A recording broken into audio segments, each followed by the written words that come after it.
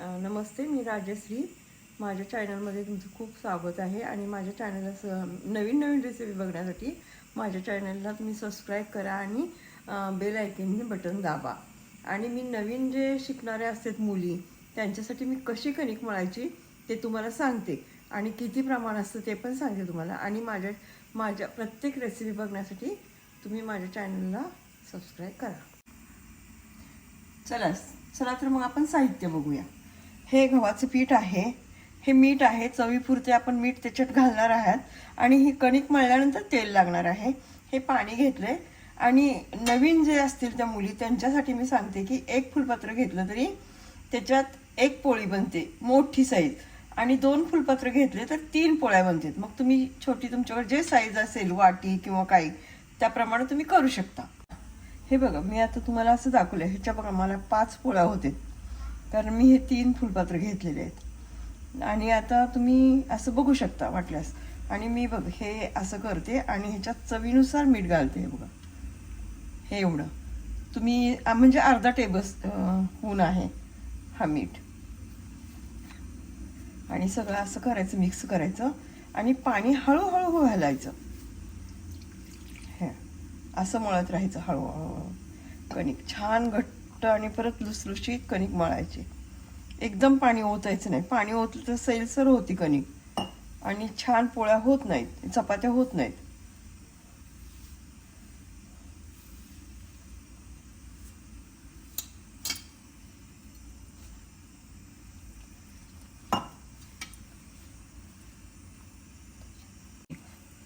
असंच मी थोडं थोडं घेत पाणी पूर्ण कणिक मळत आहे. हे बघा तुम्ही.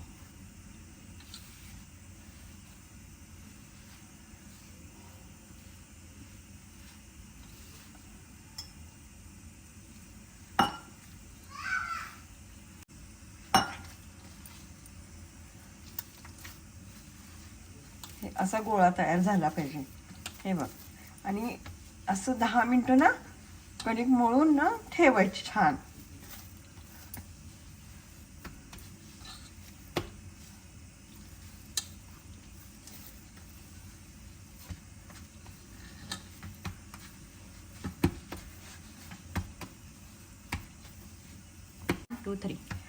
हां, हे बघा, आता मला 5 मिनिटं लागले कणिक मळायला.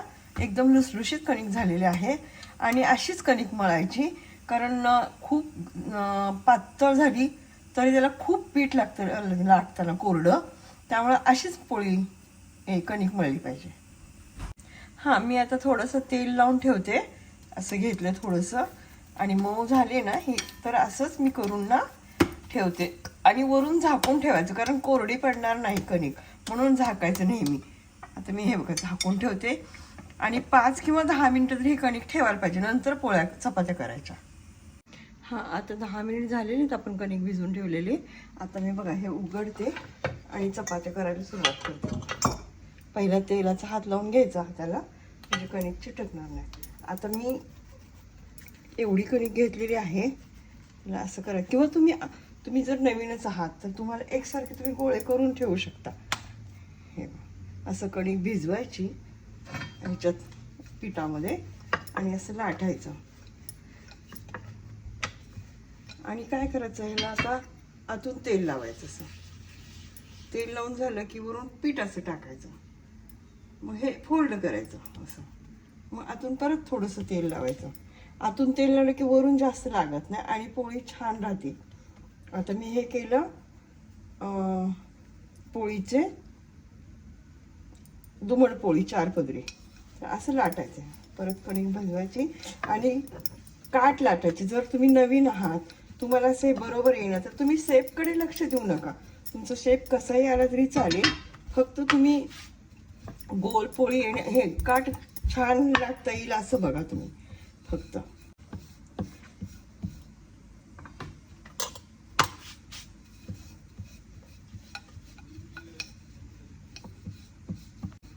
हे बघा, आता मी लाटून झालेली आहे माझी. आणि एकदम हळूहळू दर लाटायचं, एकदम जोर देऊन नाही लाटायचं. हे बघा, अशी ही पोळी झाली माझी. आणि आता मी तव्यावर टाकते. बघा, पहिली पोळी आहे. आणि गॅस हे बघा आता तवा गरम झालेला आहे, अशी वाफ येते हाताला. तर मी आता ही पोळी टाकते. हे बघा असं, हे पोळी अशी झाली. आता मिडियम गॅसवरच मी तवा ठेवलेला आहे.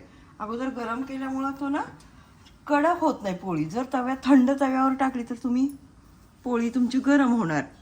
हे बघा आता पूर्ण हे जे आपण पोळी टाकलेली कच्चा प्रकार जे होता तो गेला. आणि आता हे लगेच अशी उलटायची. हे झाली उलटून की आणखीन एकदा उलटून मग वरून तेल थोडंसं लावायचं. आता मी तुम्हाला दाखवते, थांबा. हे बघा इकडून फुगून यायला लागली आहे पोळी. मग हे असं भाजत आलं की मग तेल लावायचं. तेल पण कसं लावायचं हे बघा असं थोडंसं कमी प्रमाणातच तेल घ्यायचं, जास्त नाही घ्यायचं. हे कारण चपाती आहे ना, मऊ सूत चपाती होण्यासाठी त्याला तेलाचा प्रकार. हां, आणि तुम्हाला हाताने उलटता येत नसेल तरी असं उलटणं पण घेऊ शकता तुम्ही. असं उलटण्याने पण हवं. कशी फुगून टम झाली पोळी तुमची.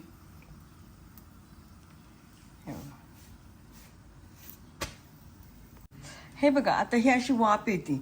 जे नवीन आहे त्यांना पोळेल वगैरे, त्याच्यासाठी त्यांनी काय करायचं, असं उलटण्याने अज्जात उलटणं घ्यायचं आणि असं उलटण्यानेच उलटायचं. असं हे बघा तुम्हाला वाफेचा अजिबात त्रास होणार नाही.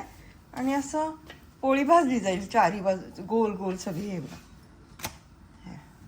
कुठेही कच्ची राहत नाही. हे बघा हे झाली आपली गरम गरम पोळी. मी आता ठेवते ह्याच्यामध्ये. आणि आता मी तुम्हाला दुसरी पण लाटून दाखवते. हां, आता ही मी छोटंसं घेतलंय, तुम्हाला छोटी पण करून दाखवते पोळी. त्यामुळे गोळा थोडासा छोटा घेतलेला आहे मी. म्हणजे तुम्हाला म्हणाले ना मी एका फुलपत्रामध्ये 3 होतात, तर ह्या पद्धतीच्या होतात 3.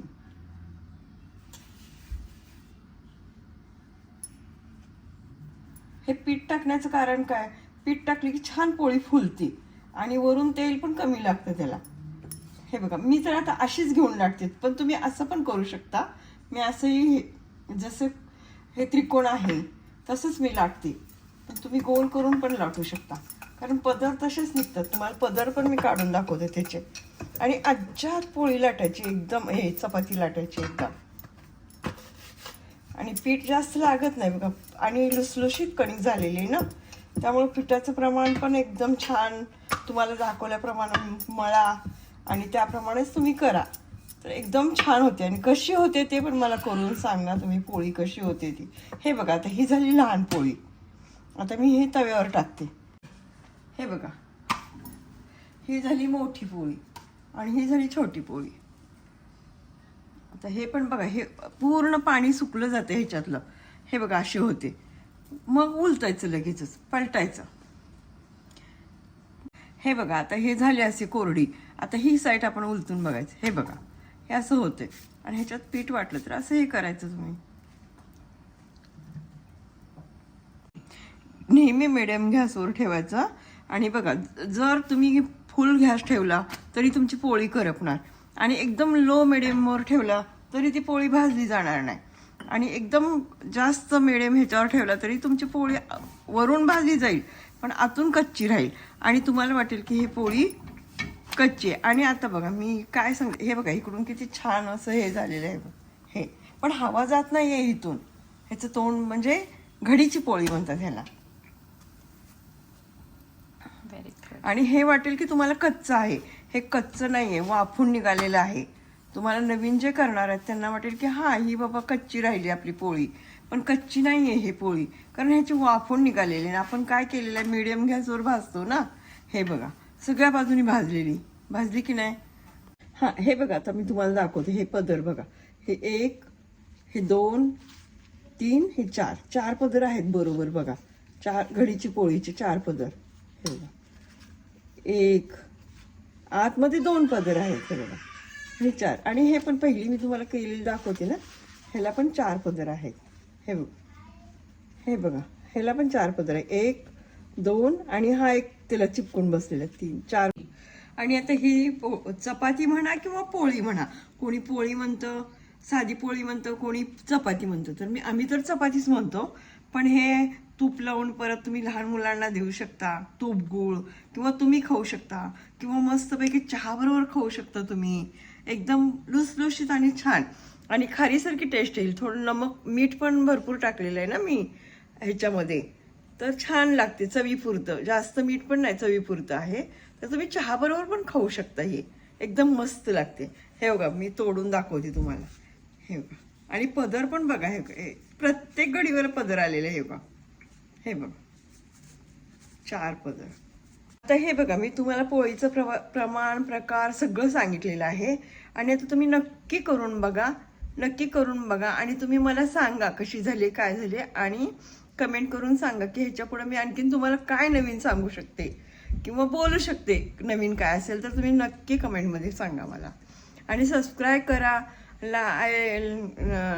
बटन दाबा माझं, लाईक करा, शेअर करा, आणि माझ्या चॅनलला सबस्क्राईब करा. बाय.